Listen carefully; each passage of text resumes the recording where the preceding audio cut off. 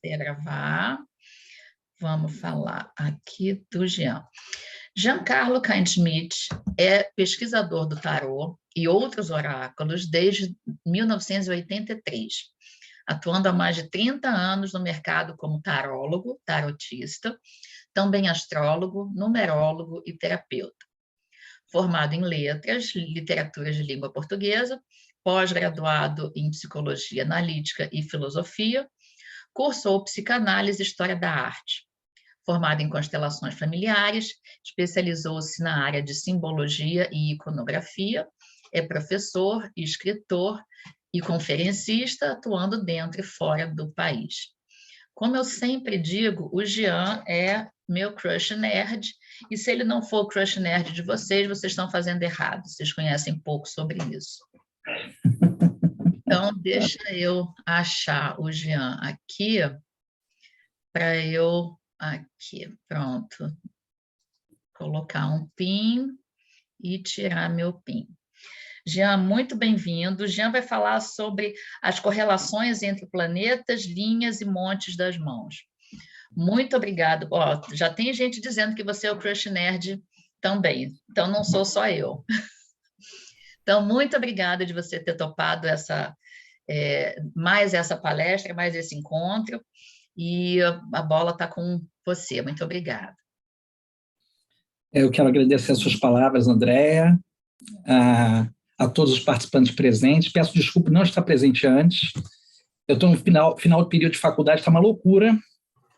Hoje mesmo fiz prova e depois emendei em outro evento que eu dei palestra, eu estou nesse evento agora, então eu estou assim, numa correria danada, né? Eu vou compartilhar aqui a tela com vocês, vejam se vocês conseguem visualizar direitinho aí.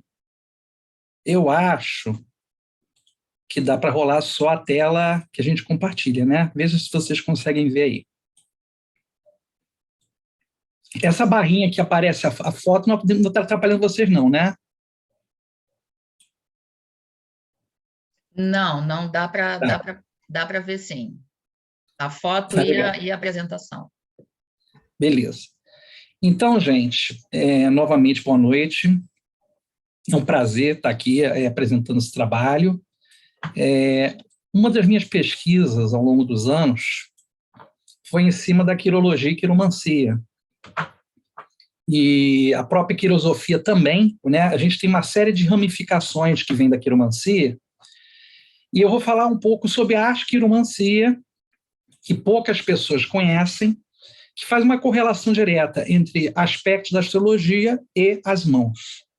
Ok? Quem já conhece pode depois dar um ok, se já leu alguma coisa sobre e tal, pode deixar alguma coisa no chat, tá bom? Que depois eu respondo. Bom, a primeira coisa, eu acredito que nas palestras anteriores já tenha dito alguma coisa sobre as origens da quiromancia.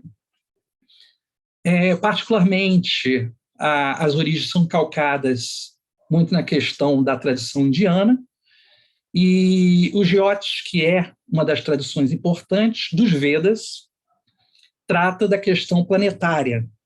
E nessa relação dos Vedas com as várias ramificações possíveis em relação à questão corpo, alma, sabedoria e tudo mais, o Jyotish é aplicado, o conhecimento das luminárias, das estrelas, é aplicado nas mãos. É importante que a forma que eu vou apresentar para vocês essa palestra, ela não é um curso. Então, eu vou dar para vocês, assim, aspectos muito objetivos, elementares, devido ao tempo. Gostaria de aprofundar, mas eu creio que o recado que vai ser dado vai ser já interessante para vocês. Então, o Jyotish, ele engloba a astrologia e a quiromancia, e também faz uma relação com a gemoterapia, que é uma aplicação das pedras preciosas em relação aos centros do corpo, aos chakras e tudo mais, né? Então, a quiromancia védica é, por assim dizer, uma das mais antigas, alinhando-se também com o próprio conhecimento da astrologia, né? Primeira coisa que a gente deve levar em consideração que a astrologia, ela começa analisando não só a questão dos astros, mas também a questão dos elementos. O que a gente tem de conhecimento dos elementos dentro da filosofia? A gente tem o que foi legado por Empédocles e Aristóteles, em pedra de cerca de 500 anos, século V a.C., e Aristóteles ali por volta de 332 a.C., né, que trouxe essa relação dos elementos e a natureza humana. Quando a gente faz também um apanhado, né, com Galeno e Hipócrates sobre a questão dos temperamentos humanos, a gente faz um alinhamento entre os elementos e a questão comportamental. Então, estou apresentando para vocês, no primeiro momento aqui, os 4 formatos de mãos conhecidas, tá? A mão de terra, que é melancólica, a mão de fogo, que é colérica, a mão de ar, que é sanguínea, e a mão de água, que é fleumática. Cada tipologia, se vocês estão conseguindo ver bem a gravura aí? Ok, é porque a janelinha das fotos fica aqui em cima da minha gravura, eu não sei se vocês estão vendo direito. Então, o tipo terra, ele caracteriza por ser quadrada, uma mão quadrada, terem dedos curtos e linhas bem marcadas. Normalmente, o formato apresenta uma natureza sólida, valoriza a segurança, gosta de zonas de conforto e também de relacionamentos duradouros, se esforça para encontrar esse tipo de relação como ninguém. Então, o tipo terra não quer dizer necessariamente um tipo materialista. É uma mão, normalmente, que ela é bem sólida, os dedos são curtos, é uma mão, às vezes, assim, gordinha, e são pessoas que buscam a estabilidade, a solidez, a durabilidade das coisas. Já a mão de fogo é uma mão comprida, forma de espátula, dedos mais curtos que a palma, pele firme e quente. Então, a pessoa que é da mão de fogo, você toca a mão da pessoa, parece que a mão está sempre quente, não importa a temperatura ambiente. Quem tem esse formato é conhecido por ser uma pessoa agitada, gosta de novidades, se aborrece fácil com as rotinas. É uma pessoa mais impaciente, mais impulsiva, mais irritadiça, pavio curto, como a gente diz no popular. Já o tipo ar sanguíneo, que é um tipo mental, são pessoas mais racionais. Oi. Desculpa te interromper. O slide não está passando, a gente está vendo só o primeiro slide. Ah, não está passando? Não, ainda não viramos de slide. Nossa, peraí. Passou para vocês? Ainda não. Ué. Peraí. Deixa eu ver aqui de novo.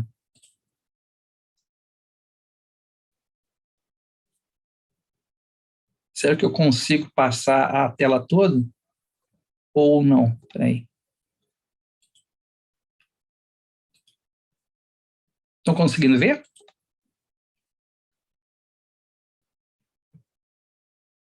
Vê se quando mudar aqui, vocês conseguem ver. Consegue ver? Mudar? Mudou?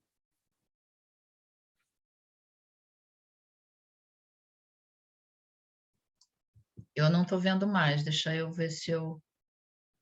Pronto. Estão conseguindo ver agora?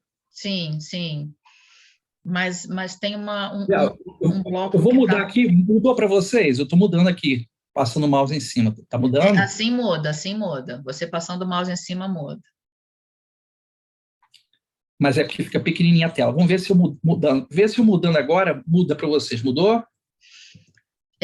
Tenta mudar a visualização do PowerPoint, botar como apresentação, que aí a imagem fica maior para a gente. Não, a apresentação já está. Já aumentei aqui a tela. Mas assim, como se fosse a apresentação do... Você está compartilhando o seu PowerPoint ao invés de compartilhar a apresentação. O Gerson está mandando a mensagem. Compartilhar o PowerPoint, espera aí. Lá embaixo do PowerPoint, quando você muda o formato para apresentação... Não, apresentação de slides, aí tem aquela telinha. Isso. Aí ficou tela cheia, não aparece para vocês tela cheia, não? Não está aparecendo. Vamos dar mais um segundo para ver se ela carrega. Aqui não.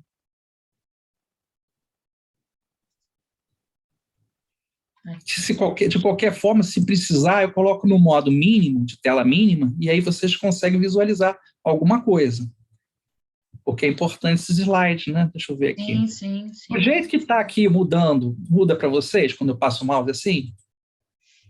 Quando você coloca o mouse assim, quando você coloca o mouse em cima, o slide muda.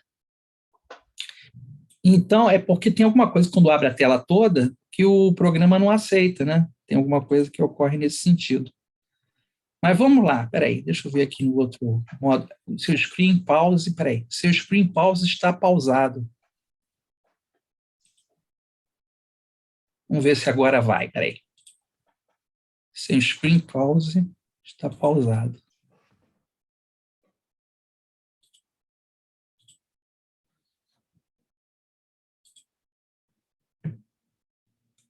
Tem alguma coisa para autorizar aí, não? Ele está dando assim, seu screen sharing está pausado. Não, aqui não tem nada, não. Quando eu boto ele menor, ele vai. Quando eu boto ele maior, ele diz que está pausado. Não sei por quê. Talvez ele grande não esteja Então, aceitando por qualquer tudo bem. razão. Vamos tentar aqui fazer com uma tela menor. Que assim, de repente, está. Aqui, agora vocês estão vendo as mãozinhas? Sim, sim. Tá. Então, estava falando da questão do tipo mão de fogo, né? Que é a pessoa muito pavio curto, muito impulsiva, irritadiça, impaciente, uma pessoa agitada, uma pessoa normalmente mais imediatista. O tipo ar sanguíneo, que é mais mental. A pessoa tende a ser mais racional, são pessoas conquistadas pela inteligência, e não se deixa levar facilmente pelas emoções. Apresenta uma pele seca, linhas finas, dedos compridos e palma quadrada. E a água, que é o tipo fleumático, conhecidos por idealizar o amor e suas relações, podendo chegar até um nível mais platônico. São pessoas sensíveis e românticas, que têm as mãos suaves e cheias de linhas finas, pele úmida com palma e dedos compridos. Então, esse aqui é um primeiro momento em que a gente tem uma noção do tipo de mão em relação aos elementos. Lembrando que a astrologia adota os elementos para correlação com os signos. Ok? A questão dos montes, gente, nós temos alguns montes importantes na palma da mão, e esses montes recebem regências planetárias, né? Existe em algumas escolas uma diferença. Por exemplo, a escola clássica ela só coloca uma posição para o Monte Marte. Tem uma outra ramificação que bota o Marte positivo e o Marte negativo, o Marte superior e o Marte inferior. E ainda tem a planície de Marte, que é o centro da palma da mão, que depois, pela astrologia, pela revisão quiromântica e astrológica, foi adotada a posição de Plutão no centro da palma da mão. Então, eu vou falar também dos clássicos, vou falar aqui também dos modernos, para vocês poderem identificar. Então, os montes são áreas mais ou menos elevadas, que fazem parte da anatomia natural da superfície das mãos. Cada monte se relaciona com diferentes aspectos da vida, e possui uma área mais carnuda, que pode ser identificada de acordo com a posição que se encontra na mão. Então, uma das características dos montes é a disposição deles, o alinhamento deles com os dedos e como eles se destacam na própria mão.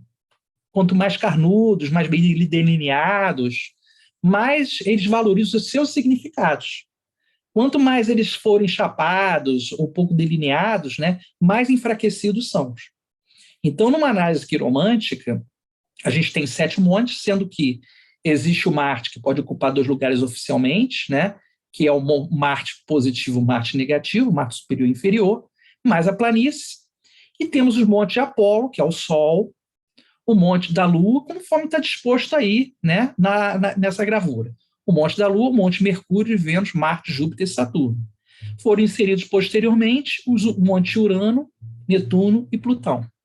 Então, é importante levar em consideração que o planeta Urano, Netuno e Plutão, Urano particularmente foi descoberto muito próximo à Revolução Francesa, né? O Netuno muito alinhado com a descoberta da anestesia e o Plutão com a ascensão do nazismo na Europa. Então é interessante pensar nisso, que a descoberta desses 3 planetas também trouxe uma revisão tanto para a astrologia como também para a aplicação dentro da quiromancia, né? E aí os montes modernos, né, como esse autor que se chama Francisco Rodrigues, é um autor mexicano, ele faz a primeira correlação em 1987 com a publicação de um livro chamado El Arte de Interpretar la Mano.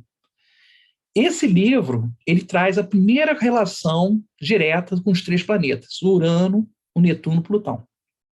Então, o Urano, ele vai ocupar o monte do Marte superior, o Plutão vai ocupar a planície, né? O Urano, para quem está vendo, não sei se vocês estão vendo aqui, o mouse ele acaba desaparecendo aqui na imagem, mas o dedo de Mercúrio, que é o dedo mínimo, logo abaixo vocês têm o planeta Urano debaixo do grifo de Mercúrio, né? Então ele ocupa esse monte.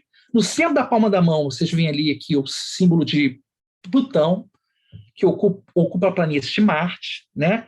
E o Netuno, que já era meio que discutido na linha quiromântica, perto de Braceletes, ali na base da mão.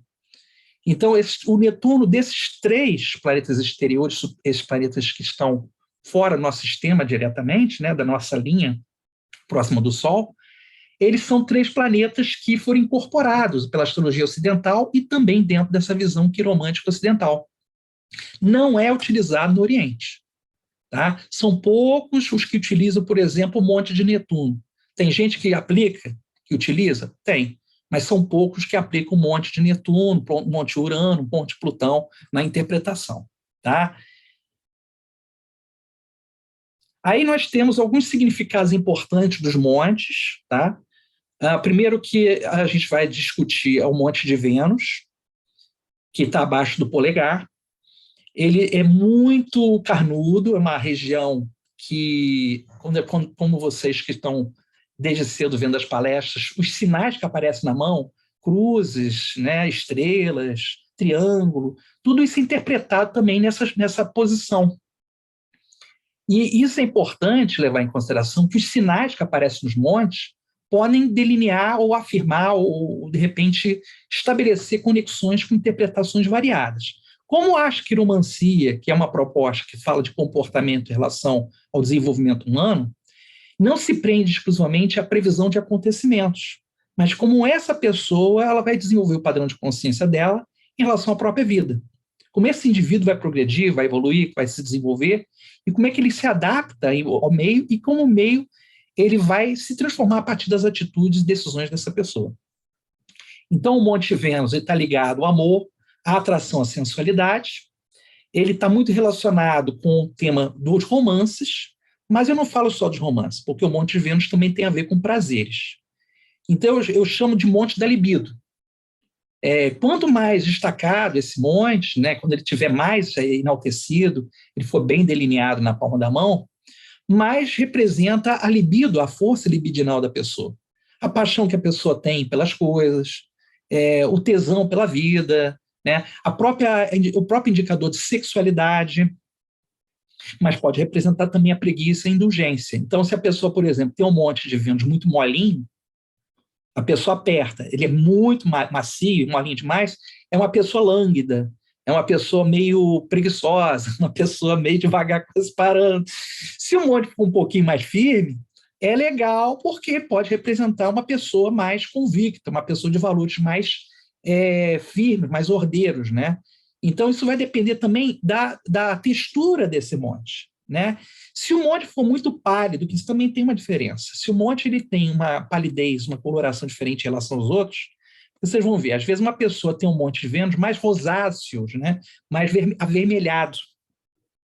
E não é porque a pessoa, por exemplo, tem gente que fala assim, mas o fulano de tal trabalha com inchada, trabalha com atividades manuais, ele pode desenvolver irrigação na mão diferenciada? Pode. Né? Inclusive, tem montes que ficam destacados por causa de calo. A pessoa trabalha com muita atividade manual e pode desenvolver calo nas mãos.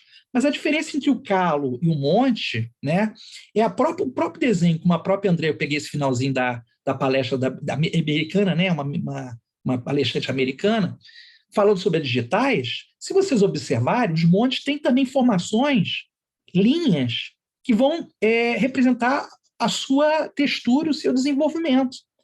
Então, até às vezes, a própria formação desses círculos que vão formar um monte, se eles estiverem deslocados da sua protuberância, representa o desalinhamento da pessoa em relação àquela natureza do monte. Exemplo, imagina que o monte ele se forma estabelecendo uma projeção para fora e ele fica protuberante, como se fosse uma pequena almofada. Aqueles anéis que formam o monte, eles têm que estar alinhados com essa protuberância. Quanto mais alinhados com a protuberância, mais alinhada a pessoa tem sintonia com essas propostas, com essas conexões que o monte traz. Então, isso é muito importante. E a coloração do monte. Quanto mais o monte for pálido, menos energia ele tem. Quanto mais ele for irrigado, sanguíneo, avermelhado, rosáceo, mais energia a pessoa traz. Então, isso também é muito importante na questão da textura e da formação do monte. Lembrando que uma das coisas que separa os montes também são as linhas, tá, gente? Então, a linha da vida, né, é uma das linhas que está relacionado à delimitação do monte de Vênus. Naturalmente, tem pessoas que, por exemplo, têm um monte de Vênus que ultrapassa a linha da vida. E essas pessoas são pessoas incontidas, né? São pessoas que, por exemplo, elas não conseguem ter limite em relação aos prazeres. Elas querem prazer de todas as formas, sem limite, né? Então, esse é um dos tantos exemplos que posso dar. Depois nós temos o Monte Marte, tá? Ele saiu aqui o alinhamento saiu, não sei, alguma coisa aconteceu para ele sair esse círculozinho do lugar. Mas o Monte de Marte nós temos o positivo e o negativo, tá? Ele representa o amor ardente, ele pode representar ciúmes, ele pode representar crueldade, ele pode representar o aspecto de vontade e determinação. Ele tem duas naturezas. A natureza desenvolvida do monte vai trazer uma pessoa com coragem e determinação, e o segundo monte negativo vai representar, entre a cabeça, a linha da cabeça e a linha do coração, que é o outro lado da mão, o ardor intelectual. Por quê? Porque, se vocês prestarem atenção, esse outro monte de Marte, que é o Marte positivo, que aparece debaixo do dedo de Mercúrio, ele está ligado à energia intelectual. Por isso que ele é associado, por exemplo, ao planeta Urano. Ele foi estabelecido conexão com o planeta Urano, porque representa o quê? A mente ativa, o intelecto ágil, a rapidez de aprendizado. São pessoas rebeldes, pessoas inovadoras, são pessoas que têm uma capacidade de realização. Agora, o Marte embaixo de Júpiter representa liderança, tá certo? Então, são dois tipos de Marte que aparecem, sendo que a planície de Marte, que ocupa a posição central na parte clássica dos estudos, tá? Tem que estar em equilíbrio em relação ao resto da mão. Porque o Marte no centro da mão, para a quiromancia clássica, ele representa uma pessoa focada, uma pessoa que tem alvo, que tem metas estabelecidas. E se a pessoa não tem esse centro bem desenvolvido, por exemplo, a planície, ela não pode ser muito afundada. Se você olhar, às vezes, a palma da mão de alguém, e o centro for muito fundo, são pessoas que têm uma tendência à depressão. Porque a própria profundidade da planície pode significar pessoas sem energia, sem motivação, pessoas que podem deprimir. Então, tem que estar equilibrado com o resto da mão. Não pode ser nem fundo nem alto demais. É planície, gente, é baixo, não é planalto, entendeu? É como os montes dos outros planetas fossem planaltos, colinas, e essa região fosse uma planície. Por isso que a região é associada também a Plutão. Por que é associada a Plutão? Porque Plutão, na mitologia romana, é o deus quitônico, das regiões ínferas, do submundo. Então, está ligado ao poder, está ligado ao controle. Se a pessoa tem isso muito afundado, ela tem um mergulho muito grande no inconsciente. Ela pode ser sequestrada pelas forças sombrias, né? Vamos colocar assim. Aí nós temos o Monte Júpiter, conforme está assinalado aí. Ele está debaixo do dedo indicador, né? O Júpiter está associado ao planeta Sagitário, né? Só para lembrar vocês, Vênus está ligado a Touro e Libra, Marte está ligado a Áries, o antigo regente de Escorpião era Marte, tá certo? Antes da descoberta de Plutão, e Júpiter é o antigo regente de Peixes, hoje regente só de Sagitário. Isso na astrologia ocidental tropical. Então, o dedo de Júpiter é o dedo filosófico. É um dedo que fala de quê? Orgulho, confiança, ambição, status quo, necessidade da pessoa se projetar filosoficamente em suas competências intelectuais, filosóficas, né? São pessoas que visam muito os interesses relacionados com a existência, a transcendência, interessados em viagens, interessados em literatura, interessados em pesquisas, em escritas, né? Um monte de Júpiter bem delineado representa uma pessoa que tem um espírito em comum, com ideias em comuns, pessoas que têm um espírito que amplia as possibilidades em relação aos outros. Prepara o terreno e abre portas para quem vem depois. Então, o próprio nome diz, dedo indicador, ele é como uma flecha, né? Ele está sinalizando, está indicando essa força, né? E o dedo de Júpiter vai indicar que direção está sendo tomada na vida da pessoa. Esse Júpiter não é o dedo do destino de Saturno, mas representa como a pessoa vai preparar o terreno para fazer a jornada. É como alguém que vai fazer uma viagem e precisa saber o que vai levar nessa viagem, de bagagem, de preparar o carro ou preparar-se para fazer a peregrinação, né? Então, é um dedo de buscadores, é um dedo de filósofos, né? É um monte ligado a isso. A seguir, nós temos Saturno, o monte Saturno está ligado ao dedo médio. O dedo médio é um dedo que a gente sabe que é usado muitas vezes de forma chula. Então, quando a gente bota o dedo médio para o pessoal, a gente está botando o dedo Saturno para o pessoal, né? Então, ele está falando de quê? Saturno está ligado ao tempo, ele está ligado a questões relacionadas com a durabilidade e segurança das coisas, mas está ligado também à fatalidade e às perdas. Então, o Saturno está relacionado com a sabedoria, ele está relacionado com a introspecção, ele está relacionado com a disciplina, está ligado à responsabilidade, está ligado à organização. Então, o conceito de vida e morte também está ligado ao dedo de Saturno. Tá? O dedo de Saturno, se você tem um monte de Saturno superior ao monte de Júpiter, por exemplo, é mais problemático, porque o ideal é que você tenha um equilíbrio entre os montes, que você não tenha necessariamente um maior que o outro, mas você tem mais ou menos ali vamos usar um termo, uma topografia similar, de tamanho, de textura e tudo mais. Só que se você tem um monte de Saturno superior ao Júpiter, a pessoa tem tendência, por exemplo, a uma vida dificultosa, uma vida cheia de restrições, de limitações, de dificuldades, de penalidades. E até dependendo, né, da questão da linha da saúde, que está associado à posição de Mercúrio, né, tem ramificações da linha de Mercúrio que elas saem direto em direção a Saturno, o que pode denotar doenças longas, doenças prolongadas, pessoas que podem ficar durante muito tempo em relação a uma síndrome, tá? Problemas sérios de saúde, problemas longos de saúde. Então, nesse dedo, nesse monte, você constitui as suas bases de vida, teu alicerce. E aí você aprende as limitações que a vida te impõe. Ok? A seguir, nós temos um monte de Apolo, que é o dedo ligado ao Sol, que está associado à arte, à alegria, à felicidade, à fama, à honra e ao sucesso. Então, esse monte, quando ele está muito destacado de demais, a pessoa ganha muita visibilidade, ela fica na berlinda. Né? Então, ela tem tendência à fama, tem tendência ao sucesso mais exacerbado. Se uma pessoa tem um Júpiter e um Sol muito destacado, são pessoas de muito sucesso. Né? Por exemplo, uma vez eu vi um estudo quirológico, nem era quiromântico, era quirológico, da mão do Elon Musk. E ele tem o dedo de Júpiter e de Apolo lá na estratosfera. Parecia ter duas bolhas na mão. Esse cara, entendeu? O cara se acha o pica das galáxias, né? Ele se acha o tal. Então, esse posicionamento do destaque de um Júpiter e Sol faz a pessoa ter uma sensação de que tudo pode, nada a detém. Ela não tem limite.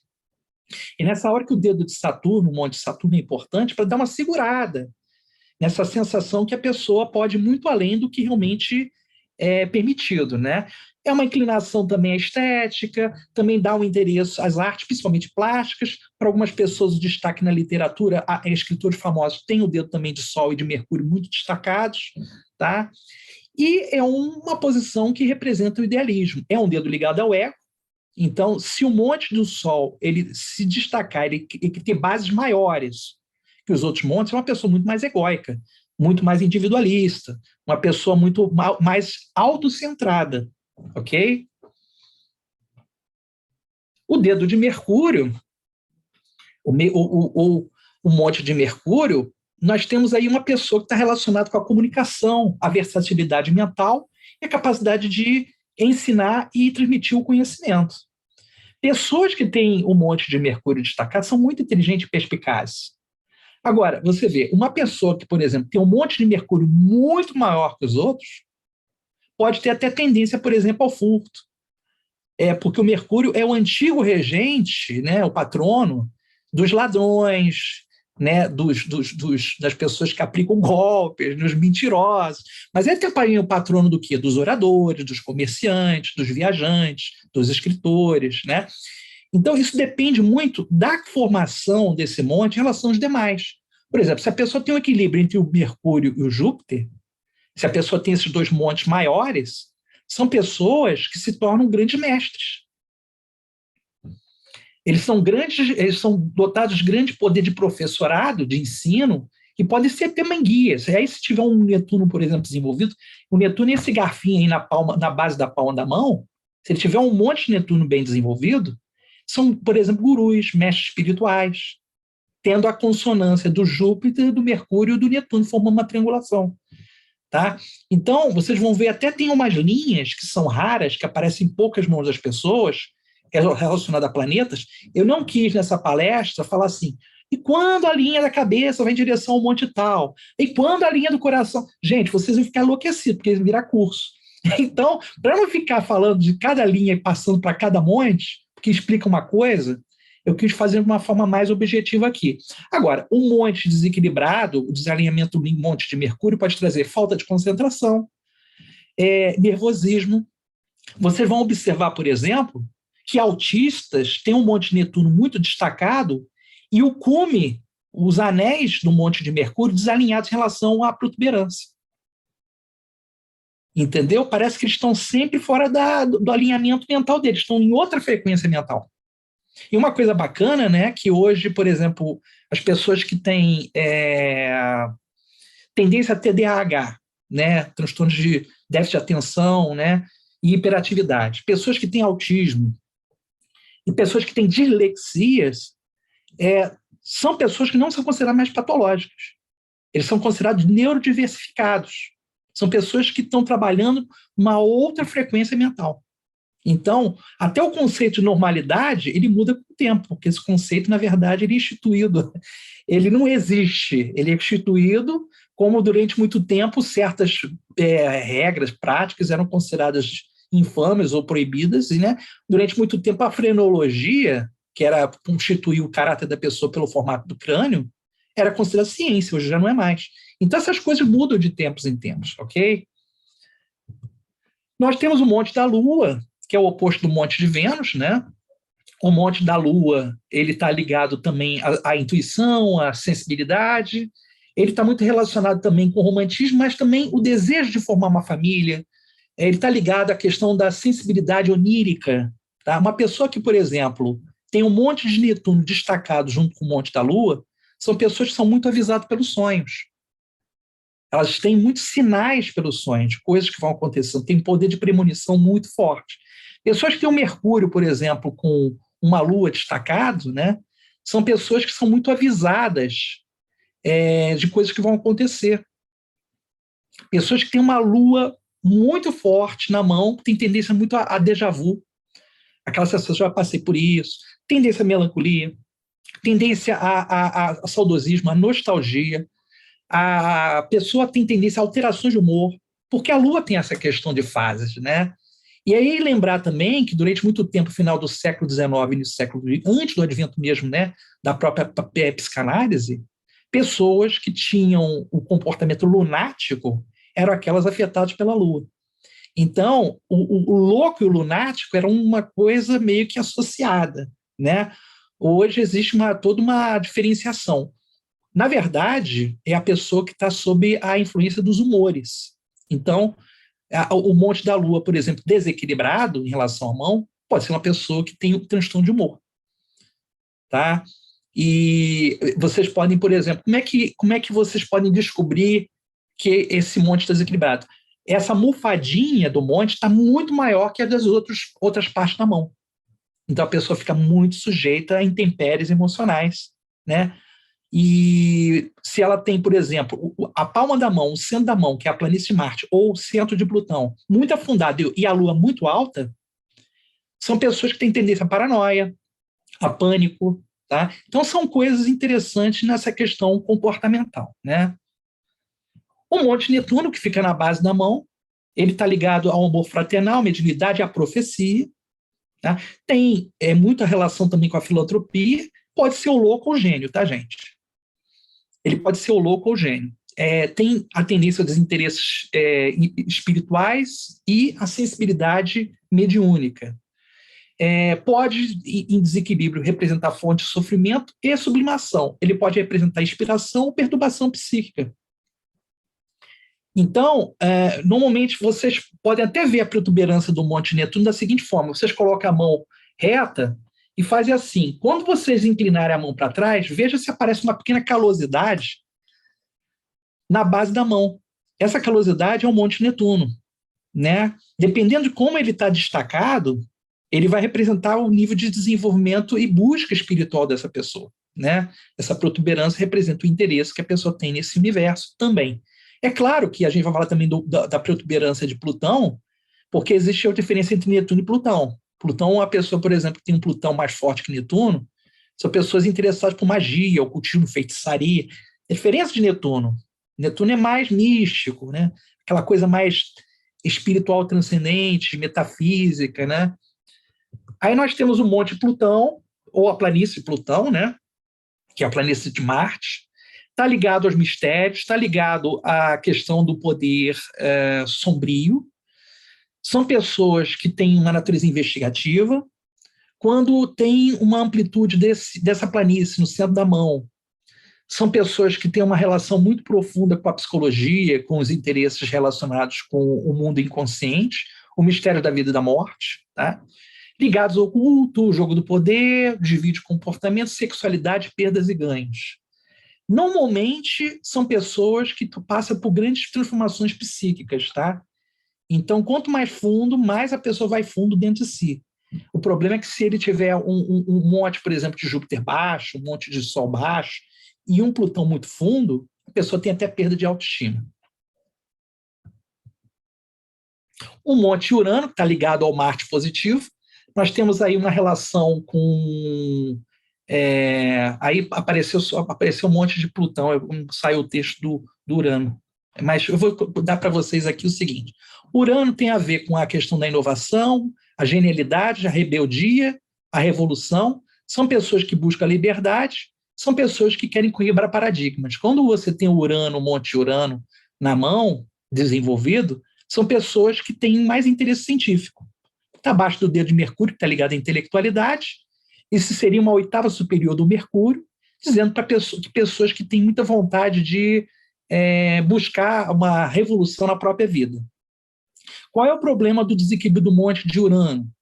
É a pessoa não ser ordeira, não ser organizada, ser dispersiva, né? Tem um problema com horários, tem problema com programações, tem problema com compromissos. E são pessoas que podem se parecer frias e distantes. O Urano ajuda muito no aspecto científico, descobertas e invenções. Quando a pessoa tem um monte de Mercúrio destacado, um monte de Júpiter também bem destacado junto com o Urano, são grandes inventores. Tá? Principalmente o Júpiter, Mercúrio e Urano destacados na mão são grandes inventores, grandes criadores, geradores de ideias, né? E são pessoas que agregam em torno dos mesmos princípios e objetivos pessoais. Ok? Aí nós temos as falanges associadas aos signos. Cada falange do dedo está ligada a um signo, tá? Nós temos aí a primeira falange do dedo indicador lá em cima, que é a Áries, ligado à parte da religião, né? Se a gente começasse a falar do indicador, eu vou falar do indicador dos signos, porque ali embaixo você também tem o polegar, que fala da força de vontade e razão. Cada uma das falanges representa uma manifestação, tá? Então, o dedo de Júpiter aí, a gente tem uma relação também com o elemento água aqui. Nós temos a falange distal, que é a religião Áries, a ambição Touro e a sabedoria Gêmeos, a cada uma das falanges. Depois vocês têm a Terra, né? O ceticismo Capricórnio, a ciência Aquário e a concentração Peixe. Aí nós temos a intuição. Isso não é relação do signo e palavra-chave, tá? São relações das falanges com essas palavras, com essas associações de ideia. Depois temos o dedo anelar, intuição, negócio e destino, que é Câncer, Leão e Virgem. E, por último, nós temos o dedo mínimo, Libra, que é eloquência, aptidão, que é Escorpião, né? E expressão, que é Sagitário. Então, cada uma dessas falanges, dependendo do tamanho dessas falanges, vai representar o que a pessoa tem mais destacado. Se vocês prestarem atenção no dedo depois de vocês, vejam quais são as falanges que têm mais destaque, quais que estão mais, que de repente têm mais poderio na mão e quais que são menores. Porque essas que são menores é o que você tem mais desenvolvido dessas qualidades que apresentadas na associação. E o que vocês têm de maiores, que vocês têm mais destacado na relação, né, na natureza. Então, os dedos ganham essa questão da expressão, o indicador é dominado por Júpiter, ele simboliza a fortuna e a ambição, se é longo, indica indivíduo paciente, ambicioso e com pouca energia, médio, prudência e raciocínio, curto, ambição violenta. A primeira falange do indicador, sendo longa, mostra a intuição desenvolvida, quadrado da tolerância, se a segunda falange do indicador é longa, mostra persistência na ambição, e se é curta, demonstra falta de seguimento nas ideias. A terceira falange do indicador, sendo longa, demonstra ambição de ordem material, se é curta, timidez e complexo de inferioridade. Depois nós temos o polegar. A primeira falange, sendo longa, indica vontade excessiva, a cabeça domina o coração. Se é curta, indica inconsequência, o coração domina a cabeça. Agora vejamos a segunda falange. Se é longa, indica lógica, poderio. Se é curta, falta de decisão. O polegar é dominado pelo planeta Vênus e ele simboliza a personalidade da pessoa.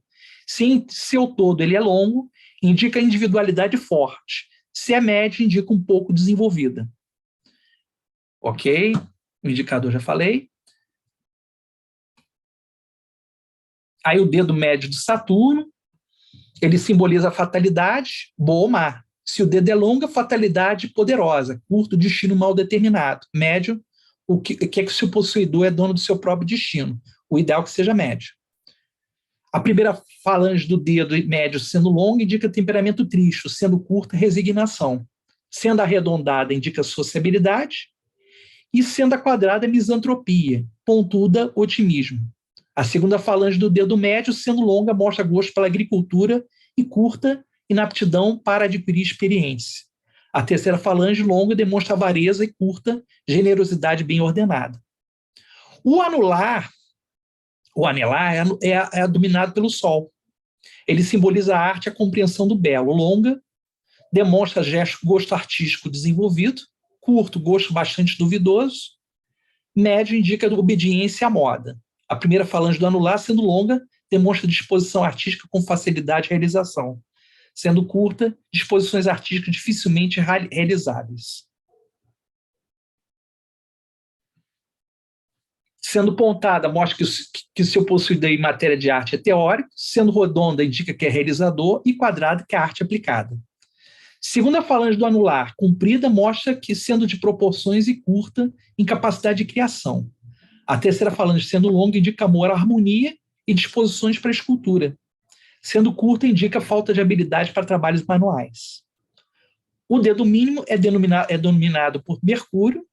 Ele simboliza as relações com o meio e seu aspecto geral ele é longo, indica aptidões para a diplomacia. Se curto, você tem facilidade de cometer gafes. Se médio, revela grande capacidade de adaptação. A primeira falange longa significa facilidade de elevação. Curta, preguiça mental. Pontuda, assinala malandragem. Redonda, delicadeza inata. Quadrada, espírito muito prático. Se a segunda falange é longa, indica disposição para carreiras liberais.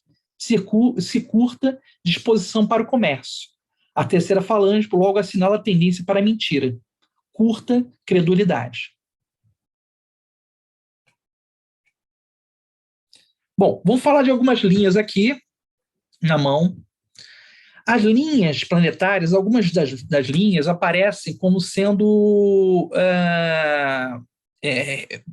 representativas, né? Algumas raras, como, por exemplo, a linha de Marte, que é essa linha que ela está dentro da linha da vida. A linha da vida contorna um monte de Vênus, e essa linha que aparece dentro, perpassando um monte de Vênus, a gente chama de linha de Marte, porque ele surge lá no Marte negativo ali, tá certo?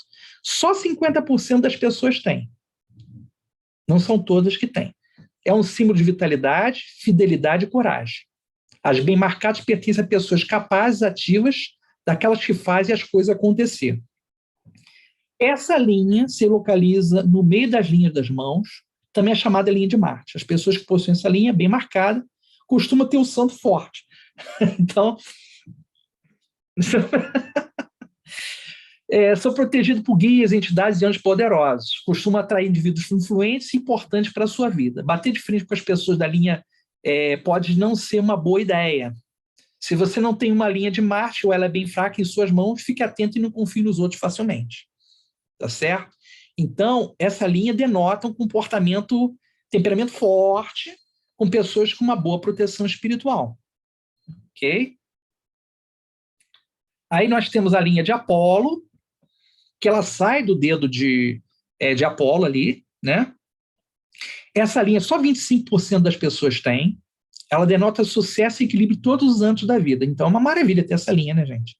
Essa linha que ela desce até lá embaixo, quase no Monte Netuno.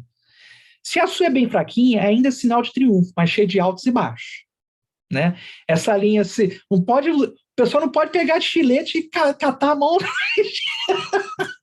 pessoal vai pegar com estilete, deixa eu ver se tem uma linha aqui, vou fazer uma agora. Tô de sacanagem.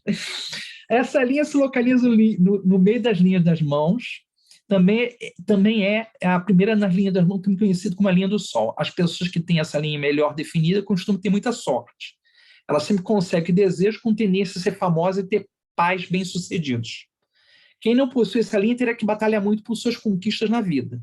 Se a sua linha for fraca, poderá ter ajuda de outras pessoas para suas conquistas, mas também terá que se esforçar para se manter. Ok? Então, não é uma linha muito comum, né? Até porque, assim, se essa linha ela for presente na mão, todo mundo se torna muito famoso, tem uma vida muito sucedida. Você sabe que o planeta Terra não é bem assim que as coisas acontecem, né? Aí nós temos linha comum, a linha de Saturno, do destino, né? Que vai bater lá no monte, está associado ao monte de Saturno. As linhas têm essa questão, são como uma movimentação de um riacho, ao contrário do que acontece. Normalmente, o que acontece? Uma nascente, quando ela desce a montanha, certo? As linhas, muitas vezes, podem subir o vale, né? O movimento pode subir a montanha. Então, é diferente da natureza, onde a água desce. Aqui, na verdade, ela é uma energia que sobe. É uma linha também de sorte, só 60% da população tem. Mostra o lado profissional, as dificuldades e o padrão de vida. Quanto mais grossa, melhor. Essa linha possui ligações com as vibrações de Saturno. O destino, através dos aprendizados, é observado e analisado. A lei do karma demonstra aqui sua atuação. Esta linha, normalmente, cruza ao menos as linhas da cabeça e do coração. Então, uma coisa que também vocês têm que prestar atenção, se a linha do destino ela atravessa a linha do coração interrompe, tá? Observe, por exemplo, se a linha do destino, a linha do Saturno, passa em cima da linha do coração e depois que passar da linha do coração aparecem ilhas, você sabe que são ilhas, né? São essas como fossem bolotinhas, né? Filetezinhos, né? Vai representar turbulência na vida emocional da pessoa. Vai trazer uma série de dificuldades, dispersão de energia e tudo mais, né? Fica um pouco mais complicado. Agora, se uma linha do destino cruza a cabeça, o coração, e essas linhas depois, posteriormente, a passagem se tornam fortes, a pessoa aprendeu com os erros, a pessoa se torna mais madura, mais consciente, né? Mais pé no chão, mais realista em relação à própria vida. Ok? André, quanto tempo que eu tenho? Olha, honestamente, quanto tempo você quiser, Jean, porque está todo mundo muito envolvido e apaixonado pelo que você está dizendo. Tá, então vamos lá. A linha de Mercúrio, né? A linha de Mercúrio vai bater debaixo do monte de Mercúrio, debaixo do dedo que é do lado do dedo de Apolo. Essa, do lado, vocês prestem atenção que tem uns risquinhos ao lado do Monte Mercúrio, que é o risco dos relacionamentos. Dependendo de quantos riscos você tem ao lado desse dedo de Mercúrio, as relações mais importantes que você tem na tua vida vai dar um número de vezes que você se relacionou de forma responsável, de forma profunda, intensa, entendeu? Essa aí. Então, presente em apenas metade da população, que é essa linha de Mercúrio. Quando é contínuo ou totalmente ausente, pode indicar boa saúde. Agora, se a tua tem várias falhas, se a linha de Mercúrio tem interrupções, é hora de fazer um check-up, tá? Então é importante porque essa é uma linha muito ligada também à saúde, né? É importante lembrar, vocês lembram do caduceu de Mercúrio, de Hermes, né? O caduceu de Mercúrio tem 2 serpentes, a Ida é a Pingala. Uma serpente é da vida, a outra serpente da morte. Quando Esculápio, o deus Asclépios gregos, roubou uma das serpentes, foi a serpente da vida e colocou no caduceu dele, no cajado dele. Tanto que o cajado dele ressuscitava os mortos. Ele foi punido, né? Ele foi punido por Zeus porque ele começou a ressuscitar os mortos, ninguém mais ficava doente, ele catou a serpente ida, né, para ficar ressuscitado. E aí, então, vocês veem o símbolo de misturar, as pessoas misturam o caduceu como símbolo do comércio com a medicina. Porque o símbolo da medicina, da farmácia, é só uma serpente no cajado. E o símbolo do comércio é o símbolo do caduceu com as 2 serpentes. Tá certo? Então, é só uma curiosidade. Essa linha aqui, ela tem vibrações mercurianas, fala do intelecto, facilidade, dificuldade de aprender e ensinar, também ligada à intuição. Ok? Enfim, aqui são as referências de algumas fontes de pesquisa que eu fiz. Ok? E eu quero agradecer muito aqui a paciência de vocês, por vocês me ouvirem, e espero que tenha... Foi muito breve, porque eu fico preocupado com o horário, que eu sei que tem tudo uma programação a ser cumprida, né? Eu fiquei sem olhar aqui relógio, e eu posso abrir para perguntas. Se alguém quiser perguntar alguma coisa, fica à vontade. Eu gostaria, sim. Por exemplo, quadriláteros, triângulos, sobre uma linha ou sobre um monte, isso tem a ver com limitação ou com proteção? Por exemplo, quadrado.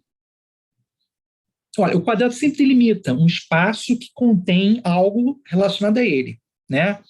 Quando você tem certos sinais na palma da mão, quando os sinais são muito geométricos, vocês têm que ver a geometria, tá? Porque um quadrado é uma figura de 4 lados. Agora, se esse quadrado não está bem desenhado, não está bem delineado, a forma, a estabilidade não é grande. Outra coisa também é como esses sinais estão aprofundados nos montes. Eu não vou falar muito das linhas porque é complexo, mas nos montes, se esses sinais são apenas vagos, eles podem representar situações muito pontuais em fases de vida da pessoa. Então, o quadrado, por exemplo, significa a necessidade de conter, delimitar ou segurar algo.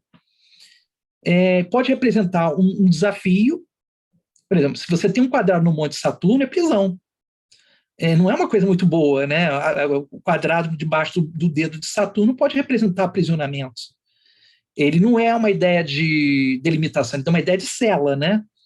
Agora, se você tem, na verdade, um Mercúrio, um quadrado debaixo do Monte Mercúrio, pode representar uma pessoa que estudou em colégio interno, né? Ela ficou durante um tempo em colégio externo. Uma pessoa que tem, por exemplo, um quadrado no Monte Urano, no Marte ativo, Marte positivo, são os cientistas, por exemplo, pessoas que se fecham no seu laboratório para pesquisar. Debaixo do Monte Júpiter são solitários, são pessoas que vão estudar, vão fazer pesquisa e ficam solitárias. Então, depende. Agora, tem que ver o formato, porque ilhas é dispersão de energia. Quadrado pode representar delimitação e forma, contenção. Cruzes pode representar sacrifício, também situações de cisão, operação ou superação. Estrelas ou asteriscos podem representar também purificação, transcendência ou descobertas. Então, a leitura da mão não é uma matemática, né? Isso depende muito do olhar, da combinação do todo. É que nem um mapa astrológico, você não pode ver um planeta só numa casa. Você tem que ver o conjunto. Porque se você só vê um ponto, você não consegue entender o todo, né? Então, o que a gente traz aqui é uma proposta de a gente ter um entendimento geral, sem necessariamente fazer uma interpretação aprofundada. Eu não sei se eu respondi a tua questão. Respondeu sim. Peixe, às vezes tem muitos peixes na mão também. Uhum. Você vê peixe, por exemplo, na Lua, como o quê? Peixe e lua, um monte de lua é um monte aquático, certo? O peixe tem um caráter místico, espiritual também. Né? Lembra que o símbolo de Cristo, né, está associado a peixe, né, ao peixe. Tanto que o Cristo era chamado pescador de homens, né? Então tem um caráter místico, tem um caráter espiritual. Um peixe no Monte da Lua pode representar tanto o gosto pelo mar, pode representar também uma pessoa protegida, né, por essa questão lunar, né? E algumas pessoas, por exemplo, que eu já vi o peixe no Monte da Lua, gosta de Iemanjá, gosta de deuses da água, como Oxum. Então tem essa relação muito aquática, né? Mas são pessoas também de uma intuição refinada, de uma sensibilidade, poéticas, né? São pessoas que têm muita empatia, porque o peixe tem muito a ver com a questão do renúncio e sacrifício, se colocar no lugar do outro, tá? Mas depende, né? Porque esse peixinho também depende quando ele aparece. Depende se ele aparece como sardinha, se ele aparece com baiacu, se ele aparece com bacalhau, aí depende, né? Porque o tamanho do peixe, como ele aparece no monte, também vai dizer alguma coisa, né? A gente não pode generalizar. Eu queria te perguntar também sobre a É. linha do Monte do Sol, não, a linha do Sol e a linha de Saturno, quando elas não são super delimitadas, mas tem bifurcação e tem interrupção e depois continuação, ou tem um quadrado em volta. E também, por exemplo, a do Saturno, quando ela encontra a linha da mente e depois aí ela continua com uma bifurcação e aí ela vai até o dedo de Apolo, por exemplo. Então, isso é bom. Se você sair de uma linha de Saturno e for para o dedo de Apolo, sinal que você saiu de uma situação complicada, foi para uma situação melhor. Saturno, a linha de Saturno e a linha do Sol, elas se juntam depois da linha da mente. É isso que eu queria saber. É uma bifurcação, é uma ligação. Então, tem as bifurcações que vão tanto para o dedo de Apolo quanto o de Saturno. Aí eu queria saber, essa bifurcação é que a pessoa está se dedicando a 2 caminhos ao mesmo tempo? Não necessariamente. Não necessariamente. Às vezes pode representar a necessidade que a pessoa tem que tomar um novo rumo na própria vida, tá? Tomar uma nova direção pessoal. Pode significar a pessoa, por exemplo, fez uma mudança, né, nos seus valores, nos seus hábitos. A pessoa, às vezes, muda, por exemplo, de um país, muda seus hábitos, muda sua cultura, muda seus costumes, às vezes de profissão, e essa mudança pode ser a bifurcação, que não necessariamente representa 2 coisas. Para vocês verem que linha está mais atuante na bifurcação, veja que qual está mais profunda em direção ao monte. Porque a experiência que você adquiriu, você não perde. A linha continua viva ali. Ela pode, às vezes, ficar esmaecida. Ok? Para cálculo de tempo, a linha de Saturno, quando chega na linha da mente, você acha que isso é mais ou menos 35 anos de idade? Aí é uma pergunta meio complexa, porque existe até uma medição de tempo na palma da mão, tá? Mas algumas, por exemplo, a ciência já provou que existe uma relação do tamanho da linha da vida com a questão de idade, mas existe um estudo que diz que as pessoas que têm, por exemplo, uma interrupção da linha da vida não necessariamente morrem naquele momento que a interrupção acontece. Elas podem representar, na verdade, uma mudança de consciência da pessoa em relação àquela realidade dela. Eu sou muito Heráclito, tá? Eu gosto muito de Heráclito. Heráclito tem uma frase que eu acho fenomenal. O homem, o ser humano que entra no rio, depois que se banha, nem o rio nem ele são mais iguais. Né? Então a gente não pode pensar que a mão é estática para o resto da vida. Ela vai mudando ao longo da vida. Então coisas vão sendo agregadas, transformadas e somadas ao longo com a mudança do comportamento, da consciência, da personalidade. Assim, nós somos seres mutáveis, né? Então, delimitar isso, existe uma, entre aspas, uma medição de tempo? Existe. Mas isso é tão complexo, porque normalmente um bom quiromante ele vai pegar do dedo médio até a base de Netuno para ver a distância. Aí que vai tirar a prova dos 9, muitas vezes, da distância para o resto das linhas na palma da mão. Se a tua mão é curta, como é que você vai medir o mesmo tempo numa pessoa de mão longa?